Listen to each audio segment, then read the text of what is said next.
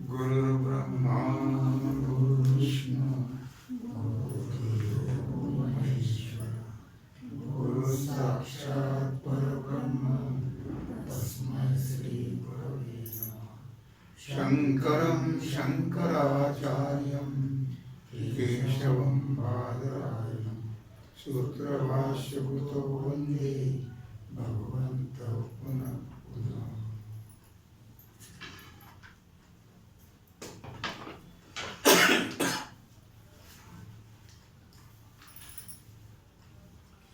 विचार सागर रहस्य तरंग 6 हेडिंग 46 मोक्षाचे साधन कर्म नाही। पाठ क्रमांक 82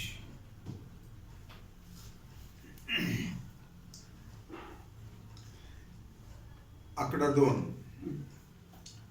आता जसा दंड प्रहाररूप कर्माने घटनाशरूप उपयोग होतो, तसा मुमुक्षुला कर्माचा नाशरूप उपयोग होत नाही।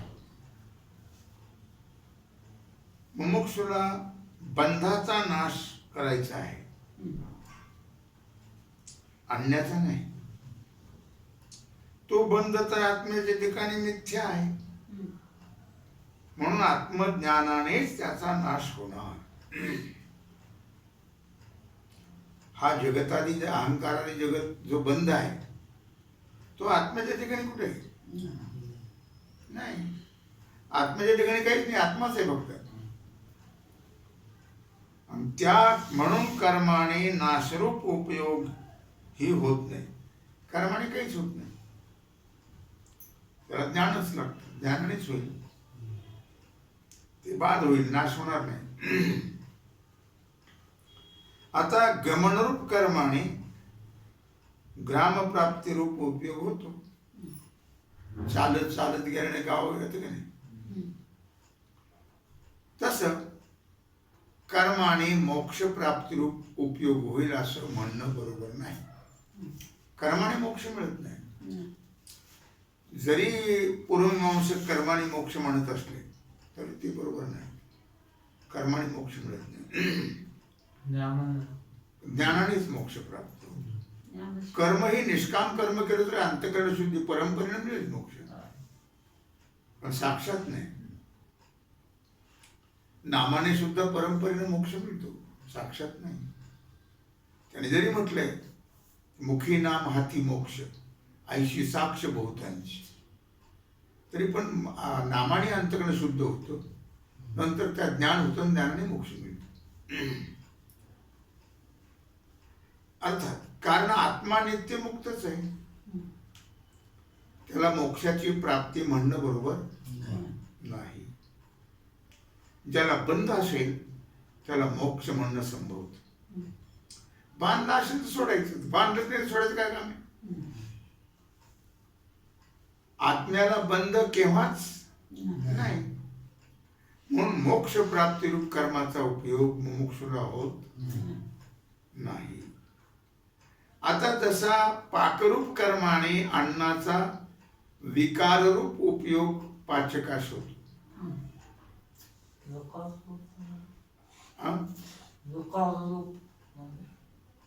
पिठाचं भाकरी केलं की नाही, विकार ते सांगतो मला मी। पिठाचं काय करतात, ज्वारीचे काय करतात, दळून आणतात, आणि त्याचं काय करतात, भाकरी करतात। हा विकार आहे। विकार रूप उपयोग पाचकास होतो, किंवा अन्नाचा विकारही होतो। अन्न तारी अन्न मारी अन्न विकार करी, विकारही होतो अन्नाचा। विकार म्हणजे सत्वगुण तमोगुण रजोगुण असे परिणाम होतात त्याचे, त्याचा विकार होतो। तसा कर्माने विकाररूप कसलाच उपयोग मुमुक्षुला होत नाही, कारण अन्य कोणताच विकार आवश्यक नाही। जर आत्म्याच्या ठिकाणी प्रथम बंध स्वीकारला असता आणि मोक्ष दशेमध्ये चतुर्भुजादी विलक्षण रूप प्राप्तीचा स्वीकार केला असता तर अन्य प्राप्तिरूप विकाराचा मुमुक्षूला उपयोग झाला असता. काय चतुर्भुजादी विष्णू वगैरे, परंतु अन्य रूप प्राप्तीच्या आत्म्याच्या ठिकाणी विकारच नाही. म्हणून कर्माने विकार रूप विकाराचाही मुमुक्षूला उपयोग नाही. विकार रूप विकाराचाही मुमुक्षूला उपयोग नाही.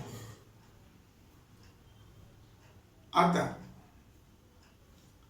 5वा आकडा, जसं वस्त्राला क्षालन रूप कर्माचा, क्षालन म्हणजे धुणं, कपडे धुतल्यानंतर मल निवृत्ती रूप संस्कार होतो, तसा मलनिवृत्ती रूप संस्काराचाही मुमुक्षूला उपयोग होत नाही. मुमुक्षूच्या अगोदर होईल त्याचा उपयोग, मुमुक्षूला त्याचा उपयोग नाही. मुमुक्षू आता त्याची निवृत्ती झालेली मलविक्षेपाची.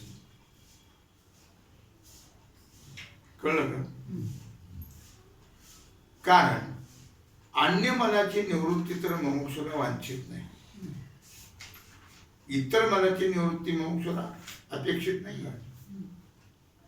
जर आत्म्याच्या मलाची निवृत्ती म्हणावी तर त्याच्या ठिकाणी मलच नाही, तो निर्मल आहे, शुद्ध आहे आत्मा, तो नित्य शुद्ध आहे. आता अंतःकरणगत पाप म्हणजे मलाची निवृत्ती तर मुमुक्षू झालेलीच आहे, तो इकडे आलेला आहे, आता अधिकार प्राप्त झाला. अशाच मुमुक्षूचा प्रस्तुत विचार केलेला आहे, ज्याच्या मलविक्षेपाची निवृत्ती झालेली आहे. म्हणून त्याच्या अंतःकरणाच्या ठिकाणी पापाचा संभवच नाही. आता जर अज्ञान रूप मलनिवृत्ती कर्माने होत असे म्हणावं होते, जर अज्ञान रूप मलनिवृत्ती कर्माने होते असं म्हणावं तर अज्ञानाचे विरोधी कर्म नाही. कळलं?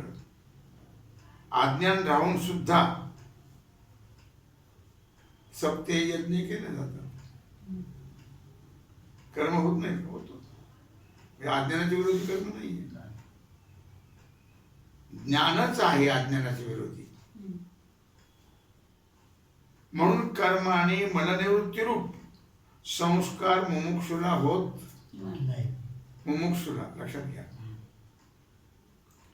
आता तांबड्या रंगात वस्त्र भिजवलं असतात, त्या कर्माचा उपयोग वस्त्रामध्ये तांबड्या गुणाचा संस्कार उत्पन्न करण्यामध्ये होतो. तसा गुणोत्पत्ती रूप संस्कार मुमुक्षूला कर्मापासून होत नाही. कारण आत्मा निर्गुण आहे, गुणरहित आहे, त्याला कुठला गुण नाहीये. त्याच्या ठिकाणी गुण उत्पत्ती म्हणणे संभवत नाही. अशा 5 प्रकारच्या कर्मफलाचा मुमुक्षूला उपयोग घडत नाही. म्हणून सर्व कर्म टाकून श्रवण आदी ज्ञान साधनांच्या ठिकाणी मुमुक्षू प्रवृत्त होतो.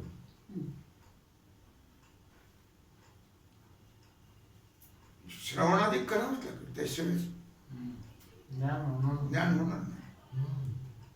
उपासना ही मानसिक कर्म असल्यामुळे निराळे खंडन सांगण्याची गरज नाही. या रीतीने केवळ कर्म अथवा उपासना मोक्षाला कारण नाही आहे. फक्त आणि फक्त आत्मज्ञानच मोक्षाला कारण आहे. नाना शास्त्रे पठन लोको असे श्लोक आहे अनुगीतेमध्ये. नाना शास्त्रे पठन लोको नाना देवच पूजयेत. आत्मज्ञाने विन पार्थ मुक्तिर्नास्ति न संशय. उपासने कर्माने मोक्ष मिळत नाही, ज्ञानानेच मोक्ष मिळतो. आता 47 शेळी लक्षात नाही लागत तुमच्या? नाही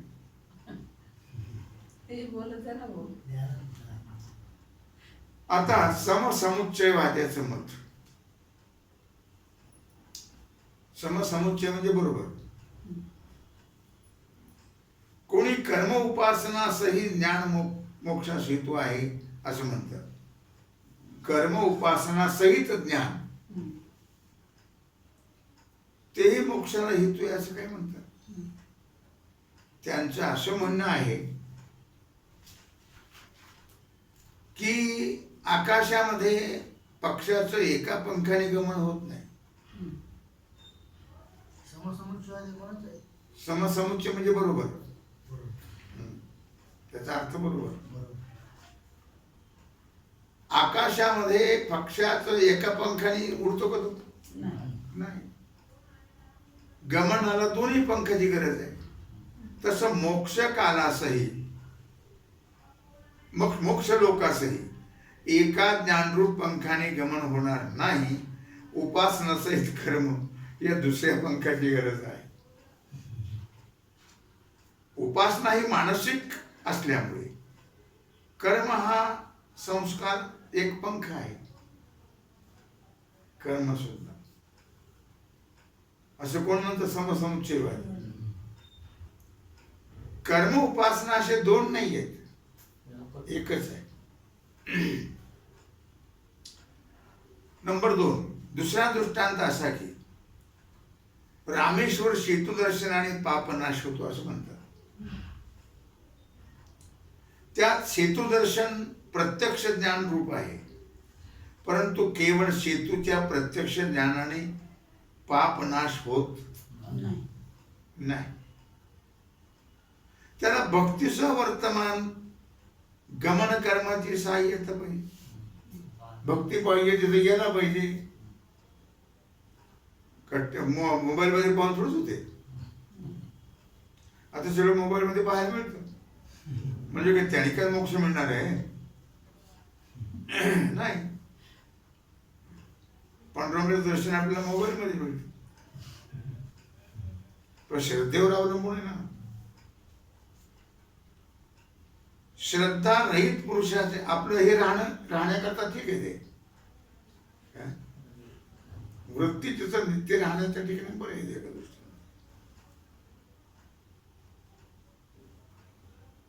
त्यात सेतुदर्शन प्रत्यक्ष ज्ञानरूप आहे, परंतु केवळ सेतूच्या प्रत्यक्ष ज्ञानाने पाप नाश होत नाही. त्याला भक्तीसह वर्तमान गमन कर्माची सहाय्यता पाहिजे, गेलं पाहिजे. श्रद्धा रहित पुरुषाचे केवळ सेतू ज्ञानाने पाप निवृत्त होणार.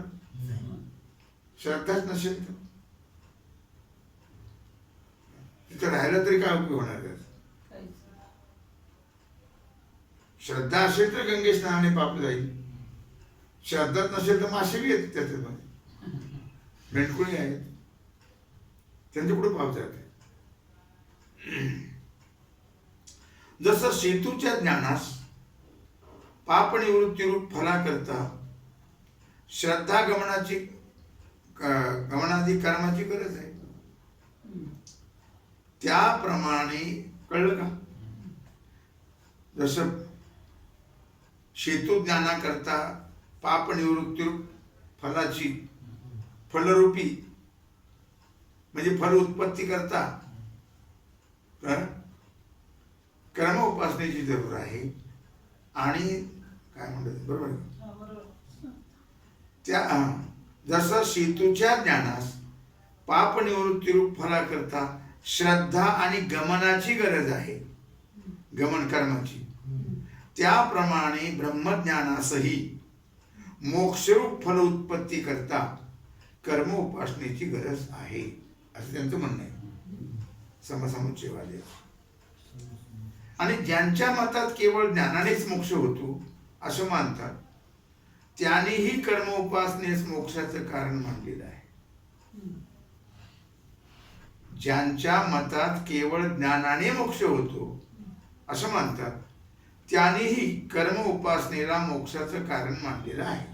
मानले बरोबर ते, मला विक्षेप निवृत्ती करतात. कळलं का? अर्थात कारण शुद्ध आणि निश्चल अंतःकरणात ज्ञान होतो असा त्यांचा सिद्धांत आहे. मग ती अंतःकरणाची शुद्धता आणि निश्चलता कर्माने आणि उपासनेने होते. कळलं? म्हणून कर्म उपासना ज्ञानाचे हेतू आहेत. जशी उपासकांना कर्म उपासना ज्ञानाचा हेतू मानतात, ज्ञानाला कारण मानतात, त्याप्रमाणे मोक्षाचीही कर्म उपासना हेतू मानणे योग्य आहे. मोक्षाला सुद्धा कर्म उपासना कारण मानणं योग्य आहे असं त्यांचं म्हणणं आहे समसमुच्चयवादी. तिसरा आकडा, त्याचं मत त्यांचं आहे त्या शास्त्रकाराचं. ज्याप्रमाणे जलसिंचन वृक्ष उत्पत्तीला आणि फळाला हेतू आहे, झाडाला पाणी घालणं, त्यामुळे दोन काम होतात त्याने. एक तर झाड उत्पन्न होते आणि फळ येतात. तसेच कर्म उपासना ही ज्ञानाच्या उत्पत्तीला आणि ज्ञानाचं फळ जो मोक्ष त्याला कारण आहे. कळलं का? कोण? कर्म उपासना असं मानणं योग्य आहे. जरी वनातील वृक्षाला जलसिंचना वाचून फळं येतात, आता वनातल्या झाडाला कोण घालते पाणी? जंगलात. तरी वृक्षाच्या मुळाशी जलाचा संबंध असतोच, तिथपर्यंत पोहोचले असतो पाण्यापर्यंत. जल संबंध नसेल तर फळ येईल का? नाही ना. असो, एकंदर विवेचनावरून कर्म उपासना आणि ज्ञान हे तिन्ही मोक्षाला कारण आहेत असं त्याला म्हणायचं. ज्ञानोत्तर काली ज्ञानवान कर्म करीत असल्याचे दिसते. यावरून दुसरं असंही म्हणता येईल की जरी केवळ ज्ञानानेच मोक्ष होतो असं मानलं तरी ज्ञान रक्षणाकरता कर्म उपासनेची आवश्यकता आहे. कळलं का? म्हणजे प्रथम ज्ञान उत्पत्ती करता आणि पश्चात ज्ञान रक्षणाकरता कर्म उपासना आवश्यक मानली, आवश्यक केलीच पाहिजे. ज्ञानोत्तर काली ज्ञानवान कर्मोपासनेचा त्याग करील तर जला वाचून जसा वृक्षाचा नाश होतो त्याप्रमाणे उत्पन्न झालेले ज्ञान नष्ट होईल. शुद्ध अंतःकरणात ज्ञान होते हे उभय पक्षाला निर्विवाद आहे. अंतःकरण शुद्धच पाहिजे. म्हणून ज्ञानोत्तर काली ज्ञानवान कर्म न करील तर त्याला पाप होईल आणि उपासना न करील तर अंतःकरण पुन्हा चंचल होईल. मग त्या मलिन व चंचल अंतःकरणामध्ये ज्ञान होईल का? राहणार का? राहणार नाही. जसा सुकलेल्या भूमीत उत्पन्न झालेला वृक्ष राहत नाही किंवा संस्काराने शुद्ध केलेल्या ठिकाणी वेदपाठी ब्रह्मचारी राहतात व तेच त्यांना काही निमित्ताने मलिन झालं तर त्या स्थानाचा त्याग करतात. जसं ते रामदास स्वामींना त्या पंढरपूरच्या माणसाने गोठ्यात जागा दिली. या ठिकाणी जोकडे करून काय मिळणार आहे म्हटलं, गोठ्यात जागा. आता ती भाविक होतं, ती कीर्तन द्यायचं रंगनाथ स्वामीच्या. त्यांनी जे आहे त्यांना कळलं किंवा समर्थ आले. मग त्यांनी सांगितलं, मी काय गोठ्यात सांगतो. मग त्यांनी सांगितलं किंवा जो कोणी माझी समर्थाची भेट करून देईल त्याला मी 500 रुपये देईल. त्या काळात 500 रुपये म्हणजे त्यात मुंजई लग्न दोन्ही होत होते. तो म्हणला पण त्याने कोण रामदास स्वामी कोण असतो, मग त्याने वर्णन केलं. त्याला अरे हेच रामदास स्वामी बरं का, समर्थ आहे. तू घरी गेला की त्यांची पाय झाले, महाराज वरती चला माडीवर. आता तेव्हा दक्षिणा काय मिळायची, 12 आणि 8 आणि 50 पैसे रुपये द्यायचा फार लोकांनी. 500 रुपये मिळणार म्हणजे पोरीचं लग्नही होईल, पोराची मुंजही होईल. महाराज वरती चला. का बरं? नाही म्हणले, चला ना वरती, मी तुम्हाला चुकलो, मला कळलं नाही, तुम्ही कोण आहात? म्हणले मी इथंच बरं आहे. माडीवर अनेक प्रकारचे लोक येऊन गेले, ते संस्कार नाहीत चांगले, म्हणून मग गायच्या गोठ्यातच बरं आहे.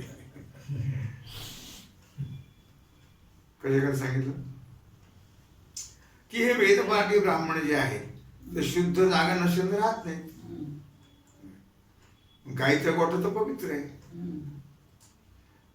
अर्थात तेच स्थान काही निमित्ताने मलिन झालं तर त्या स्थानाचा ते त्याग करतो.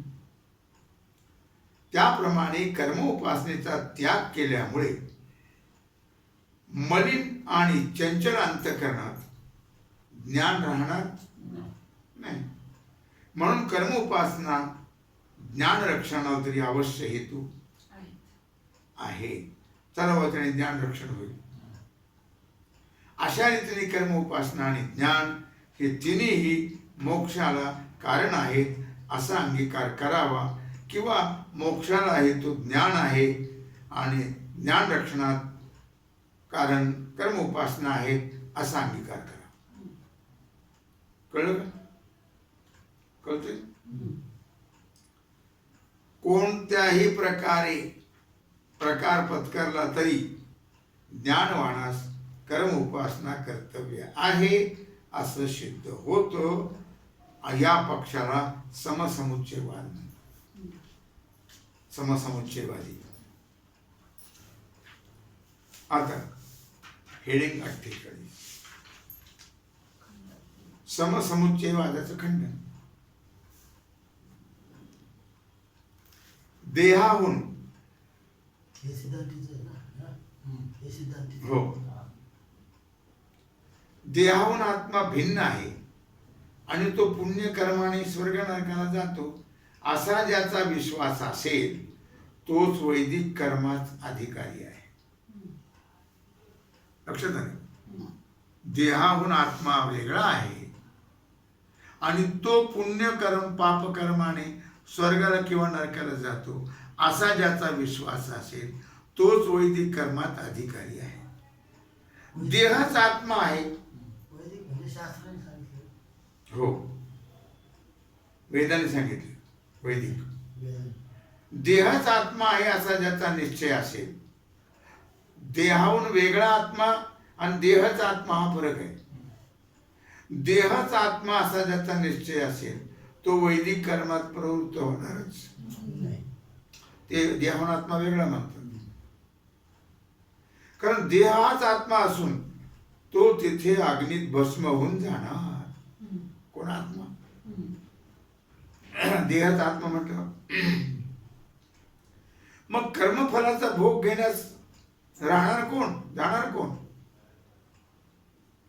या निश्चयाने देहात्मवाद्याची वैदिक कर्मात प्रवृत्ती नाही.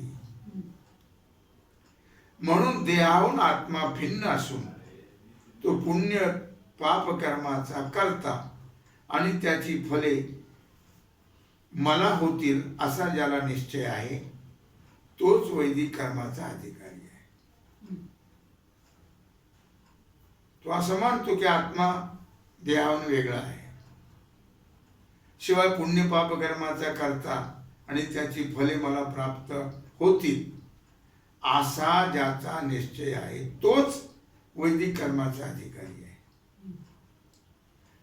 ब्रह्मज्ञानासही देहाहून भिन्न आत्मज्ञान आहे, परंतु कर्ता भोगता या रूपाने नाही. आत्मा वेगळा आहे पण कर्ता भोगता नाही आहे.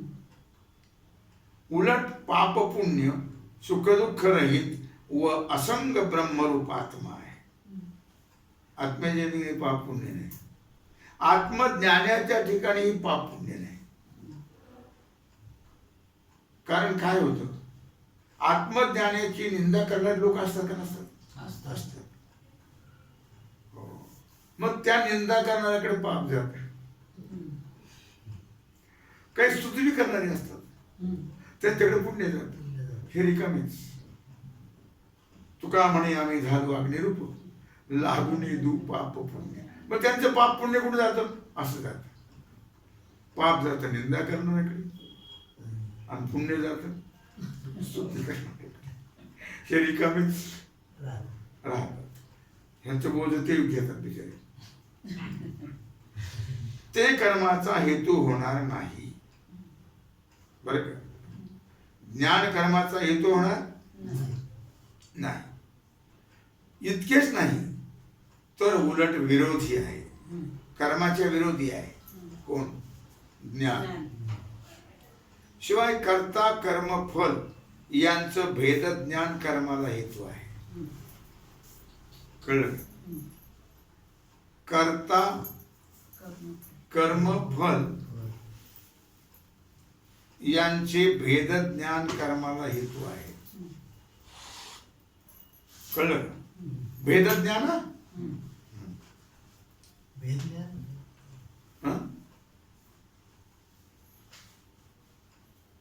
आपण भेद ज्ञानात का अभेद ज्ञानात येत?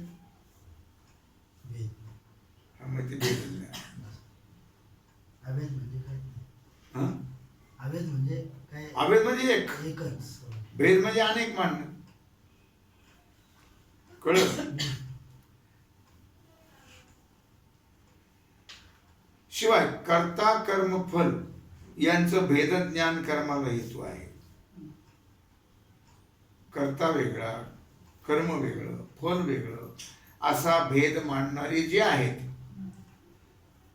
त्या भेद ज्ञान अशा कर्माला कारण आहे. भेद ज्ञान. मग त्या कर्ता कर्म फलाची ज्ञानाला आत्म्याहून भिन्न प्रतीती होत नाही. कर्ता कर्म फल हे ज्ञान स्वरूपच आहे, आत्मस्वरूपच आहे, आत्म्याहून वेगळं नाही आहे. सर्व आत्मरूपच प्रतीत होते. म्हणूनच ज्ञानवानाकडून कर्तृत्व बुद्धीने कर्म होत नाही. कर्म तर होणारच, पण त्याचा कर्तृत्व अहंकार ते आपल्याकडे घेत नाही. देह आहे तो कर्म होणार, पण ते कर्तृत्वाचा अभिमान घेत नाही. भगवान भाष्यकारांनी अनेक प्रकाराने ज्ञानवानाला कर्माचा असंभव प्रतिपादन केलेलं आहे. म्हणून ज्ञानवान कर्म करीत नाही. आता समसमुच्चयाचा असंभव प्रतिपादन करतात. समसमुच्चयवादाने जी मांडणी केली ती असंभव आहे. कर्माचं फल अनित्य संसार आणि ज्ञानाचं फल नित्य मोक्ष आहे. ज्ञान व कर्म या दोन्हीच्या फलामध्ये विरोध आहे. कळलं का नाही? कर्माचं फल कसं आहे? अनित्य आहे. ज्ञानाचं फल कसं आहे? नित्य आहे. मग विरोध आहे का नाही? विरोध आहे. म्हणून ज्ञान कर्माचा समसमुच्चय घडणार नाही. शिवाय आत्म्याच्या ठिकाणी जात्याधिकांचा अध्यास कर्माला हेतू आहे. आत्म्याला जाते नाही, कारण जाती आश्रम अवस्था यांना योग्य असे भिन्न भिन्न कर्म वेदाने सांगितलेलं आहे. प्रत्येक जातीला वेगळं, प्रत्येक आश्रमाला वेगळं, अवस्थेला वेगळं. कळलं का नाही? कळलं? काय कळलं? जाती तर कळली, आश्रम कळलं. कोणता सांग ना.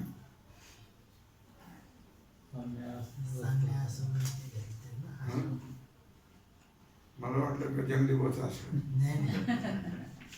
आश्रम म्हणजे ब्रह्मचारी, ग्रहस्थ आणि वानप्रस्थ याला आश्रम म्हणतात. आणि संन्यास. कळलं? अवस्था, अवस्था कशाला म्हणतात? कशाला? बालपण, तरुणपण, वृद्धत्व याला म्हणतात अवस्था. यांना योग्य असे भिन्न भिन्न कर्म वेदाने सांगितले. या प्रत्येकाचं कर्म वेगळं वेगळं आहे. कळलं? जातीचं वेगळं, आश्रमाचं वेगळं, अवस्थेचं वेगळं.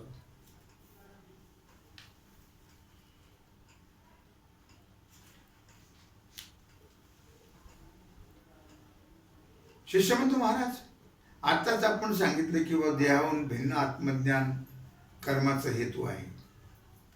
देहाहून भिन्न आत्मज्ञान कर्माला कारण आहे. आणि आता सांगता की जाती, आश्रम, अवस्था यांचं आत्मस्वरूपाच्या ठिकाणी असलेलं ज्ञान कर्माला हेतू आहे. मग जात्याचे धर्म स्थूल देहाचे आहेत. जाती, अवस्था, आश्रम हे कोणाला आहेत? स्थूल देहाला आहे. म्हणून जात्याधिकांची प्रतीती म्हणजे देहाच्या ठिकाणी आत्मबुद्धी तर कर्माला हेतू नाही. कळलं? असं मागं सांगितलेलं आहे. त्याचं समाधान काय? तेव्हा श्रीगुरूनं सांगितलं, ठीक आहे, तू जे प्रश्न विचारलंस ना ते त्याचं उत्तर मी तुला उद्या देईन. तेव्हा झाली सेवा भगवतचरणी समर्पित करून राहिला जो सेवेचा भाग आहे तो आपण उद्या पाहू. कुंडली गवरदे हर विठ्ठल श्री ज्ञानदेव तुकाराम पंढरीनाथ भगवान की जय.